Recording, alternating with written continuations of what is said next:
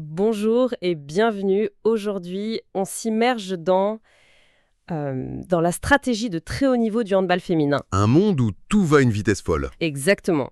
On va explorer la vision d'un des entraîneurs, je pense, les plus expérimentés de France, Éric Barada, et on va essayer de décortiquer sa philosophie défensive. Oui, à travers la retranscription d'une de ses interventions. Et ce qui est important à dire tout de suite, c'est le ton du document. Ah oui, Éric Barada se présente avec beaucoup d'humilité. Il ne vient pas en théoricien avec des vérités absolues. Non, il se définit comme un homme de terrain qui livre un témoignage, une réflexion. c'est une pensée en mouvement en fait. Voilà, il insiste là-dessus. C'est un instantané de sa pensée sur la formation au fond des futures championnes. Notre mission, si on peut dire, est donc assez claire. On va essayer d'aller au-delà de cette opposition un peu classique, attaque contre défense. Oui, cette vision binaire. C'est ça. On va tenter de comprendre une philosophie qui veut faire de la défense la première rampe de lancement de l'attaque. Et tout part d'une phrase qui m'a vraiment marqué. S'attaquer à la création plutôt qu'à la finition. Et ça, c'est le cœur du réacteur. C'est vraiment le concept clé. Pour bien comprendre, il faut s'imaginer une défense classique. Le mur. Le mur, exactement. Des joueuses alignées qui attendent, qui subissent le jeu adverse et qui réagissent au dernier moment sur le tir. Barada, lui, dit non. Là, c'est déjà trop tard. C'est déjà trop tard. L'initiative, elle est perdue. Son approche, qu'il appelle défense mixte, c'est une véritable prise de pouvoir sur le jeu. Une prise de pouvoir, d'accord, mais qui a un prérequis, si j'ai bien tout suivi. Ce n'est pas juste de l'anarchie. Ah non, surtout pas. Et c'est peut-être la leçon la plus importante, et elle dépasse largement le sport. Il a une formule magnifique pour ça. Laquelle? On ne peut s'émanciper d'un principe qu'à partir du moment où on le maîtrise. C'est très fort. Ça veut tout dire. Avant de pouvoir être créatif, de jouer avec les règles, il faut connaître ses gammes par cœur. La maîtrise des fondamentaux, c'est la condition absolue pour accéder à cette liberté tactique. Alors, voilà qui devient vraiment intéressant. Plongeons dans ce concept, s'attaquer à la création. Concrètement, sur un terrain, ça se traduit comment?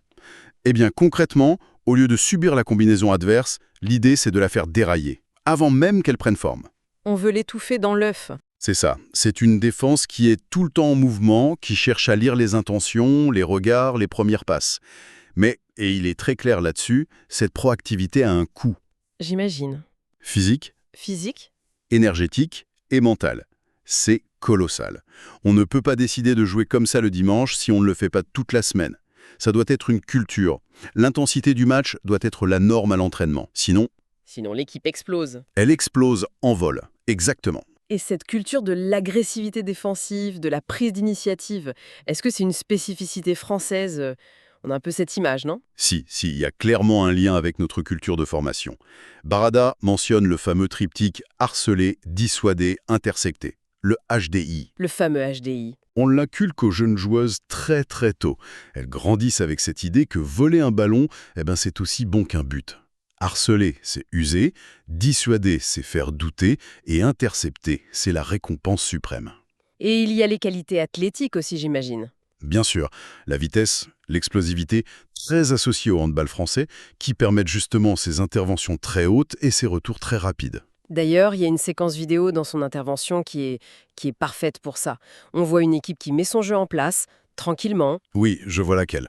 Et là, une défenseur française, au lieu de rester sur sa ligne, elle lit le regard de la passeuse, elle anticipe et paf, elle jaillit à 10 mètres pour cueillir le ballon. L'action est tuée nette. Voilà. Et c'est ça qui est génial. Son intervention, elle ne s'oppose pas à la finition, au tir. Elle neutralise l'intention même de l'attaque. Elle n'a pas attendu de voir. Elle a agi pour que ça n'arrive jamais. C'est un vol, pas un contre. On est en plein dans cette philosophie de s'attaquer à la création. D'accord, mais la question qui me brûle les lèvres, c'est comment? Comment une joueuse, au milieu du chaos, en une fraction de seconde, peut prendre la bonne décision? Ça paraît surhumain. C'est toute la question. Et c'est là qu'il introduit ce qu'il appelle sa boîte à outils mentale. Pour simplifier cette complexité folle, il a développé un modèle. Un modèle basé sur 4 cas de figure, Seulement 4? qui découle de 2 questions fondamentales, 2 diagnostics ultra rapides que la joueuse doit faire en permanence. 2 questions pour tout décoder. Ça me paraît presque trop simple. C'est toute la beauté du système. Question 1. Suis-je du côté du ballon ou à l'opposé? Ok. Question 2. Le pivot adverse est-il dans mon secteur ou à l'opposé? C'est tout. Et en fonction des réponses, En fonction de la combinaison des réponses, la joueuse sait dans quel cadran tactique elle se trouve et donc quels outils elle peut utiliser. Au début, c'est un processus conscient, presque scolaire, mais le but, c'est que ça devienne un réflexe. D'accord. Alors rendons ça concret. Un exemple. Lequel le plus chaud, j'imagine? Lequel plus chaud, c'est quand la réponse aux deux questions est oui. La joueuse est du côté du ballon et le pivot est dans son secteur. Zone de danger maximale. Le 2 contre 2 près du but. Exactement.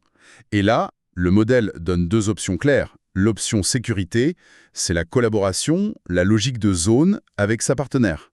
Mais l'option création, si elle a bien lu le jeu, c'est de s'éjecter. S'éjecter. Ça sonne incroyablement risqué. Ça veut dire qu'elle laisse un trou énorme derrière elle.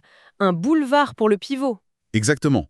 Et c'est là qu'on touche à la notion de risque calculé et de confiance collective. En s'éjectant, elle fait un pari. Je peux tuer l'action à la source. Mais elle le fait en sachant que ses coéquipières ont lu la même chose et vont compenser derrière. C'est une initiative individuelle, mais au service du collectif. D'une intelligence collective. Voilà. Fascinant. Et à l'opposé du spectre, le cas le plus tranquille.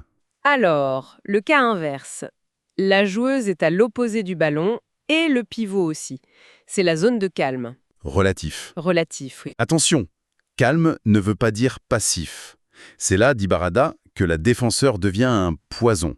Son rôle, ce n'est plus de gérer une menace directe, mais de semer le doute. Comment? Elle peut lire les yeux de la meneuse de jeu, feinter une prise à deux au loin pour la forcer à changer d'avis.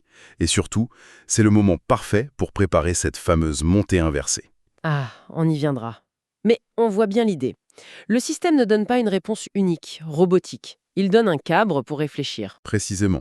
L'objectif, ce n'est pas de créer des automates, mais des joueuses autonomes et responsables. C'est de leur donner, comme il dit, des repères simples pour qu'elles puissent se construire leurs propres solutions. Cette idée d'autonomie m'amène à un autre point qui a dû en perturber plus d'une. L'idée qu'il est parfois acceptable, et même souhaitable, de se faire battre en duel.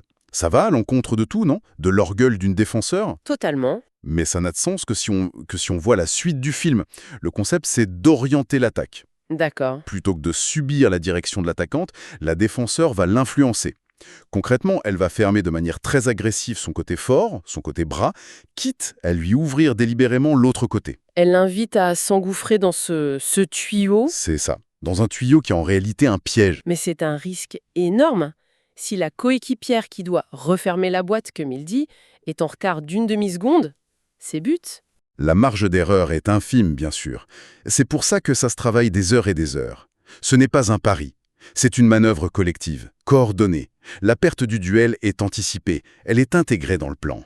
C'est une défense qui pense avec un temps d'avance, en fait. Toujours. On accepte de perdre une bataille individuelle pour gagner la guerre de la possession. Parlons d'un autre de ces mouvements contre-intuitifs, la montée inversée. Rien que le nom, ça sonne comme le chaos organisé. C'est une excellente image. C'est une évolution tactique majeure du hand, inspirée selon lui du rugby. À l'origine, c'était une solution de crise. En situation de panique, Presque. un défenseur se retrouve en infériorité numérique, un 2 contre 1. L'instinct, ce serait de reculer. La montée inversée, c'est tout le contraire. Il avance très fort, très vite, sur le deuxième attaquant, celui qui n'a pas le ballon. Pour couper la ligne de passe et casser l'action. Et aujourd'hui, ce n'est plus juste une solution de secours, c'est une arme tactique. Il y a un exemple vidéo qui est ahurissant. Une joueuse part pour faire ça, on voit bien son intention, mais en pleine course, elle réalise qu'elle peut en fait intercepter directement la passe. Oui, Elle change de plan en 1 milliseconde, elle ajuste sa course et elle vole le ballon. La vitesse de traitement de l'info est folle. et c'est là qu'on touche au génie tactique individuel, rendu possible par le cadre collectif. Ça nous amène à une autre métaphore, celle d'Olivier Crumbles, que Barada reprend. Laquelle? Défendre, c'est ouvrir des boîtes et les refermer. J'aime beaucoup. Cette capacité à changer d'intention, c'est ce qui rend cette défense si imprévisible, si épuisante pour l'adversaire. La photo du dispositif change tout le temps. Une joueuse peut sortir haut, puis redescendre, couvrir le pivot, puis aider une copine. L'attaque prend une info et le temps que l'agisse, l'info est déjà périmée. C'est déstabilisant au possible. Toute cette complexité, physique, tactique, cognitive, ça doit être mentalement épuisant. Ce qui nous amène à la dernière partie qui est presque plus psychologique que technique. La maîtrise de la frustration. C'est un point qu'il juge absolument capital. Il évoque le scénario classique. le cauchemar. Je vois très bien. La défense héroïque. Folie, ça dure 1 minute, c'est intense. Et malgré tout, à la fin, l'adversaire trouve une petite solution, un tir dans un angle fermé. Et c'est là, C'est là que le défenseur, frustré, commet la faute bête, la petite poussette dans le dos. Inutile, qui change tout. qui change absolument tout. Une poussette qui peut coûter un penalty, donc un but quasi assuré, et une exclusion de 2 minutes. C'est la double peine. La pire chose. Donc la consigne est claire. Limpide et martelé. Une fois que le duel est perdu, que le tir est parti, on évite la faute. On fait confiance à sa gardienne. Plus facile à dire qu'à faire dans le feu de l'action. Bien sûr, c'est pour ça qu'il ne parle pas d'une consigne, mais d'une éducation à la lucidité. C'est un travail mental. Répéter, répéter, répéter. Il faut faire comprendre aux joueuses, chiffres à l'appui, qu'il y a statistiquement bien plus à gagner à laisser la gardienne tenter l'arrêt Qu'à offrir un 7 mètres. et mettre son équipe en infériorité. L'exemple qu'il montre, d'une joueuse qui vient d'être battue et qui lève immédiatement les bras pour montrer à l'arbitre « je ne fais pas faute », c'est un symbole très très puissant de cette culture. Alors, si on devait synthétiser ce voyage, on a d'abord une philosophie générale, une défense proactive, qui s'attaque à la création. Qui ne subit pas, oui. Ensuite, un système de repères simple, ces deux fameuses questions pour gérer une complexité folle. Pour rendre les joueuses autonomes. Et puis des tactiques de perturbation, comme le fait d'orienter l'adversaire ou ses montées en versée. Et enfin, pour lier le tout, une discipline mentale de fer. C'est une excellente synthèse. Et si on prend un peu de recul, on voit que cette approche, c'est bien plus qu'une stratégie de handball. C'est un modèle de performance. Exactement. Cette idée que la maîtrise absolue des fondamentaux est la condition pour pouvoir s'en émanciper, pour être créatif, pour prendre des initiatives, c'est une leçon qui s'applique partout. En musique, en art, dans l'entreprise. Partout. La plus grande liberté naît de la plus grande discipline. La créativité qui naît de la maîtrise et non du chaos. C'est une très belle conclusion. Et pourtant, je voudrais finir sur une dernière pensée. Une question laissée en suspens par Eric Barada lui-même. Ah, le système qu'il décrit, il a l'air redoutable. Mais au détour d'une phrase, il glisse, presque l'air de rien. Ce n'est pas pour rien que souvent les Norvégiennes battent les Françaises. Intéressant. Et cette petite phrase, elle ouvre une question stratégique fascinante. Que se passe-t-il lorsque deux systèmes de jeu aussi intelligents, aussi proactifs, s'affrontent ? Si une équipe a compris votre philosophie, si elle a préparé la parade à votre système de perturbation, Quel est le niveau supérieur ? quel est le niveau supérieur de stratégie qu'il faut atteindre pour l'emporter ? C'est peut-être ça le prochain chapitre.